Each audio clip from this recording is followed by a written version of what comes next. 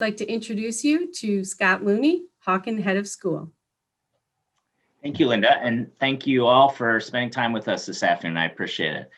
It is a pleasure for me to introduce the Debelaks, who founded Birchwood School, as I've had great admiration for them for a very long time, but now consider them partners in ways that have been fun and rewarding, and I think mutually beneficial. So about 4.5 years ago, Birchwood and Hawken merged into one school, and the Birchwood School of Hawken was built off of a very simple premise, which is our original founding ideals, not just rhymed, but they lined up beautifully. As we started a conversation about this, it was very clear that if we both believe in centering things around the development of character and the deepening of intellect, making sure that kids were not only intellectually capable and powerful, but also had some obligation to go out in the world and do good things with that, that the rest would be details. So now graduates of the Birchwood School of Hawken have two options automatically, as long as you successfully graduate 8th grade and have the endorsement of the Debelaks. You now have two high school options to choose from. And in all cases, all of our conversations as a team, we organize it around how do we help and support each other best for the development of this generation of kids. And there are no two people I've ever met who I think do that more beautifully and with greater dedication than the Debelak. So I'm going to turn it over to Chuck and Helene to tell you a little bit more about the school and how the rest of the day is going. But thank you for joining us, and we look forward to getting to know you in this process. So turn it over to Chuck. Okay, all right. Well, thank you, Scott. We're kind of in a mutual admiration society. We're very happy that we got to merge with Hawken, and there's been so much positive benefits going back and forth. It's been a tremendous move for us for the school. So it's my job to give you a big picture of what Scott was talking about, how we're alike, some core elements of what undergirds everything that we do at school. I think that's important. When we started the school, we sort of looked at our graduates age 13, 14, 15 years old, having a certain kind of attitude toward life, certain kind of skills, certain kind of approach, one of wanting to grow, they may not have the words to flourish and to blossom and to thrive, but that's how they approach life. Their abilities are going to vary, and we cannot predict that. We can't push them in certain kind of lines, but we could do something to foster that attitude toward life. Enthusiastic and confident about learning and continuing their learning. Focused on developing whatever skills and talents and potentials that they have, and also inspired morally and ethically to become the very best person that they can and to be a contributor to their world, whether it's family or something broader than that. We wanted to create that's the way they would look at life. So when we envision the school, elementary and middle school, what we're thinking of is to cultivate and create momentum. Yes, we're going to cover the same things any elementary and middle school does, but underneath it, you're creating momentum, because this way of life of growing is not something you attain at age 15 or 25 or 35 or 45. It is an approach to life. And so we wanted to put, in addition to traditional topics that you cover in school, undergirding them would be this attitude toward life. So we created momentum intellectually. You remember Scott mentioned these two words. We develop the becoming life based on the intellect and the character. Intellectually, we put children on pathways of academic success in very challenging and rigorous standards. That builds confidence and it builds self-worth. So they're not afraid to try things. As they go forward, they've had experience of success and they know how to reach success. We develop strong work habits, focus, habit forming in terms of setting goals, building intellectual stamina, time management, and organizational skills, all the things that if they are habits, they contribute to a life of growing when they get older. And rich experiences in the classroom. I think most people envision education as sort of Dumping information in first grade, then you dump information in second grade, then you dump information in third grade. Children allegedly learn it and respond back on a test. Well, you can't say there isn't something to that, but they need to be engaged experientially in the subject matter. So if you're teaching writing, they got to write on a regular basis. If you're teaching reading, you want to cultivate avid readers, introduced to a broad range of literature. If you're going to train mathematicians, yep, they need to know their facts, but they need to problem solve. And the same is true about science. They need to cultivate their curiosity, their questioning, their wondering about things. And similar with social studies, with history, learning how to take the lessons of history and apply them to their lives and apply them to the way they're living in their society today. Of course, there is the mastery of knowledge. We completely agree with that. And I think the record of our students and their attainments speak to our insistence that you learn stuff. You don't just do experiential things, but you learn stuff. Then secondly, we want to create momentum to become a good person. Even desire that when I grow up, I want to be a good person. I want to have good character. Now, we're a secular school. But we still frame it around what I think is would be universally acceptable. The Aristotelian natural virtues: courage, self-control, compassion, justice, humility, gratitude, and wisdom. We sow these kinds of thoughts and ideas into children via stories. Every morning for 15 minutes, they hear stories about great men, great women from history, but also common people that we pick up in the newspaper or in their family. And we teach them to pay attention to the beauties of human living, things that where people have done that are courageous or compassionate or just, because what stories do is they're like seeds that get planted into their mind and into their heart. Now, it's not like math where you can teach them something and then ask them to spit it back. That's not how you cultivate moral growth. You sow seeds. And these stories, these pictures speak to them long into the future. I still have students who come back and say, I remember the story you told us in the 8th grade. Stories have an impact on the children. And then the second piece of creating momentum is building up habits.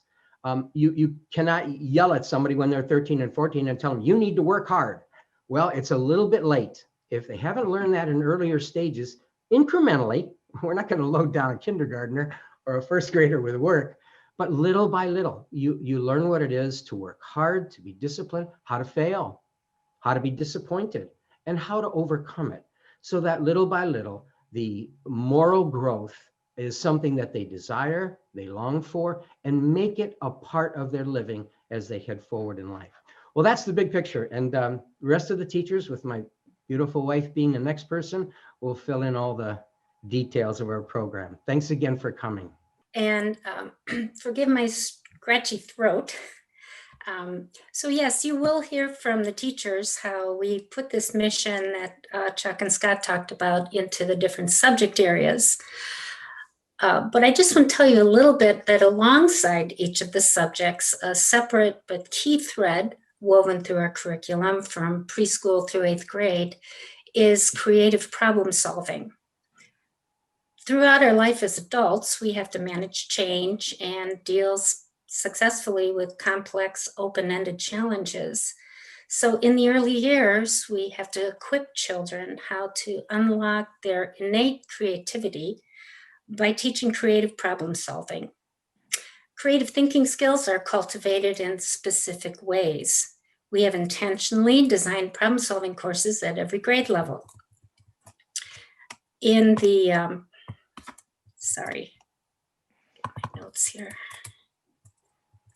Yeah, so in preschool and kindergarten, we have what's called loose parts play. Children study a concrete object such as sticks or buttons, and through play and engagement with various forms and types of the object, they make connections with other knowledge they possess and begin to create new pathways of understanding. These are the hallmarks of creative thinking and problem solving. In grades 1 through 4, there's a weekly extended class period called Creative Problem Solving. Taught alternately by science or social studies teachers, students engage in hands-on or real-life problems and then learn the classic 6-step creative problem-solving method to tackle and solve a problem. So science teachers may present a problem such as to figure out how to build a bridge out of a given set of materials. Social studies teachers lead 3rd and 4th graders in conducting our school-wide Harvest for Hunger campaign. And the problem they tackle is how many ways can we get people to donate? 5th grade, we have a weekly class in which they extend these skills to action-based problem solving, training students with creative thinking skills and applying them in the school or outside or whatever imaginative ways those teachers can devise. In 6th through 8th grades, all of these skills of creative problem solving are applied to an international program called Future Problem Solving. In this program, students engage in solving real-world problems in a variety of topics, such as food waste, human environmental interactions, and mission to Mars. They are given 4 of these throughout the year, and they spend several weeks researching the topics and then work in teams of 4 to identify challenges and work through the creative problem-solving steps to arrive at solutions. Hand in hand with creative thinking is critical thinking. If children aren't taught to be critical thinkers, they won't know as adults how to be open-minded, consider multiple perspectives, and weigh and balance ideas. So this is a snapshot for you of critical thinking and creative problem solving at Birchwood. So welcome, and we hope you enjoy the rest of your afternoon. Thank you for joining us for today's session on early childhood education.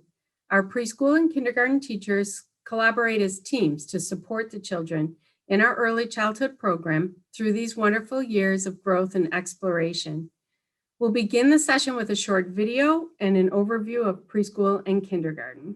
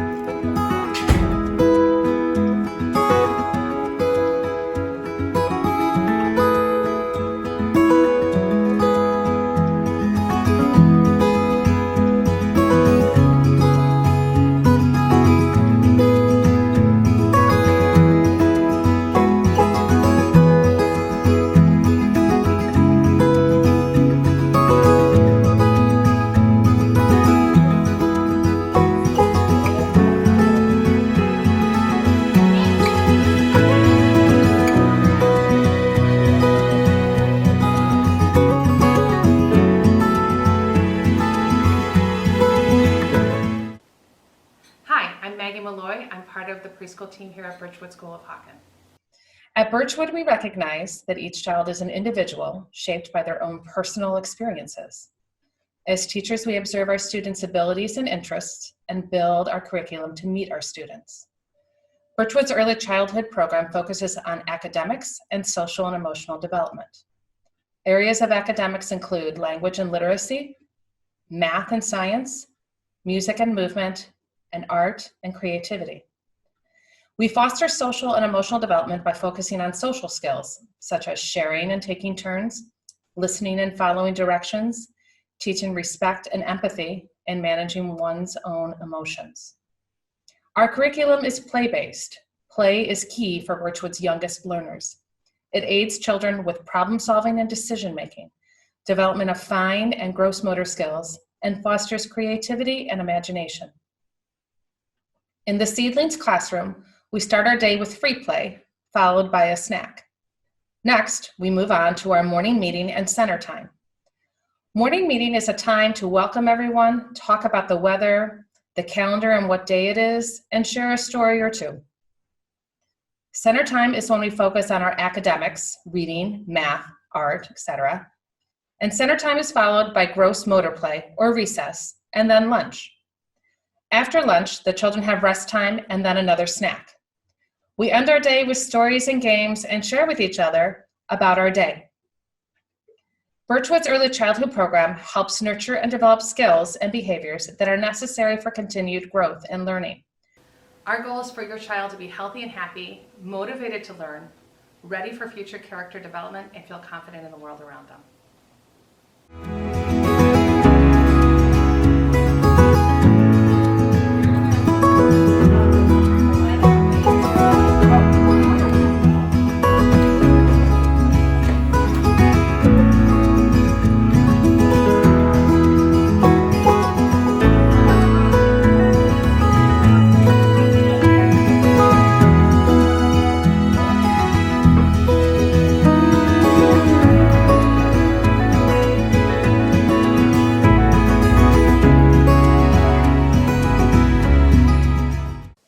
Hello, I'm Casey Hallett. I'm one of the lead kindergarten teachers here at Birchwood School of Hawken. This is my 6th year.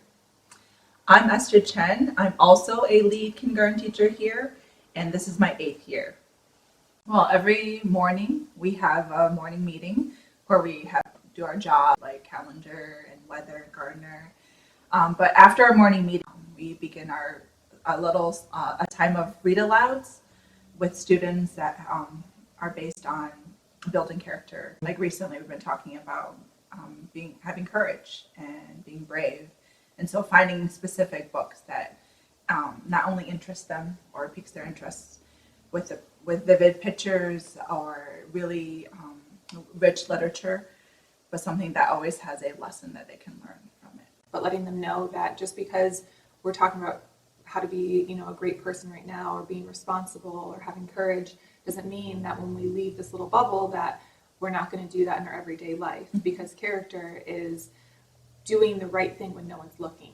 And the one thing that I also love so much about Birchwood is it's not just the language that is happening in kindergarten, it's happening from preschool all the way through 8th grade. Kindergarten is a really unique year because they are still very young, but then a lot of them are ready to be challenged academically, and they're showing readiness to learn and want challenges with math. And so with our small group setting, we're able to meet each child where they're at. So at Birchwood, we have no ceilings. So with our math program, students begin wherever they're at their own starting gate. So if there are students who are just learning their numbers through 20, then that's where they're starting. And there's students who are who know already all their numbers, and they're already starting arithmetic of addition, subtraction, some even multiplication, division. I think one big thing about our kindergarten program is that it doesn't just focus on academics, or it just doesn't focus on play, but we have such a eclectic program here that a whole child is being developed. We also set up our classrooms to kind of with the environment of reading. We ask the students between every transition, go grab a book. We have all kinds of books in our classroom labeled to kind of guide their interests or to pique their interests. There's pictures books, there are chapter books, there are just so many different kinds of books in our classroom that really foster that love of reading or love of just looking through books. And every transition you can find our students sitting down with a book. Or in the middle of an exploratory learning lesson, we're reading a book and we say a sight word of, and they're like, of! We're like, oh my goodness, yeah, great, you spotted a sight word, that's amazing. But they're just so excited because they didn't know what those words were, and now they're recognizing them in their print around them, and they think it's so awesome and exciting. Before, we want them to just have that love of reading. And we talk directly to the 1st grade teachers, because kindergarten is that bridge, and ask, what exactly do you want the kindergartners or incoming 1st graders to know? And their main thing is to be excited about reading. And what I love about Birchwood is just that it's just a family, and how everybody is helping out each other. When we had 8th graders come in and help out the kindergartners, you just see the love and the warmth that exudes from them, and they just enjoy being together. And also just, for me, the collaboration of all the teachers, how well we work together, how well we're in tune with each other, and we're always talking or observing and conversing about our students and their growth. My absolute favorite thing is just the intimate connection and relationships, not only with the students, but with the parents. I actually stay in contact with parents so it's my 6th year, and I still keep in contact with the parents of my students from 6 years ago, which I think is amazing and awesome.